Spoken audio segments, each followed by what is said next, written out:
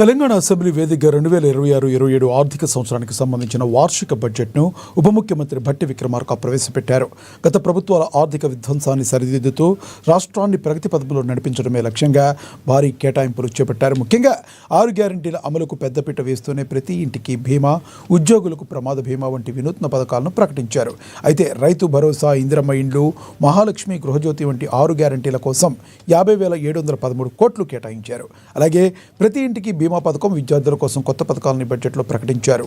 ఉద్యోగుల కోసం సమగ్ర ప్రమాద బీమా పథకాన్ని ప్రకటించిన ప్రభుత్వం ప్రమాదవశాత్తు మరణిస్తే 1.20 కోట్లు, విమాన ప్రమాదం అయితే అదనంగా 2 కోట్లు అందజేస్తామని వెల్లడించారు.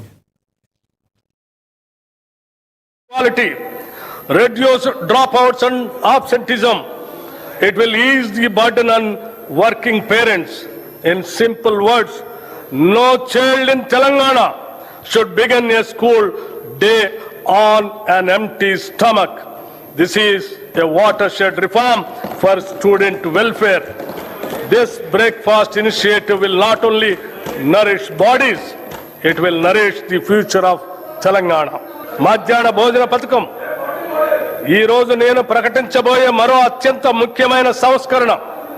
ప్రభుత్వ జూనియర్ కళాశాలల్లో ఇంటర్మీడియట్ అభ్యసిస్తున్న మన విద్యార్థులకు కూడా ఇకపై నూతనంగా మధ్యాహ్న భోజన పథకాన్ని విస్తరిస్తున్నాం. విద్యార్థుల సంక్షేమం కోసం మనం తీసుకుంటున్న చర్యల్లో ఇది ఒక సరికొత్త అధ్యాయానికి నాంది. కౌమార దశ అనేది ఎంతో కీలకమైన దశ. ఈ వయసులో తీసుకునే పోషకాహారమే వారు నేర్చుకునే సామర్థ్యాన్ని మరియు దీర్ఘకాల ఆయుష్ను నిర్ణయిస్తుంది. అధ్యక్ష, ఈ 2 పథకాలు ఈ రాష్ట్రంలో అద్భుతమైనటువంటి మానవీయ కోణంతో తీసుకున్నటువంటి గొప్ప నిర్ణయాలను చెప్పడానికి ఎటువంటి సందేహం లేదు.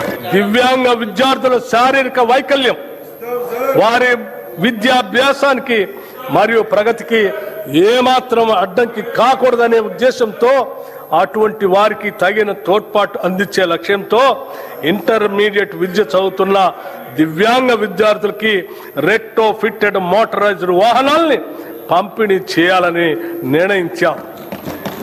రాష్ట్రంలోని అన్ని వసతి గృహాలు, గురుకుల విద్యా సంస్థల్లోని వంటశాలల అపరిశుభ్రత వలన విద్యార్థులు అనారోగ్యం పాలవుతారు.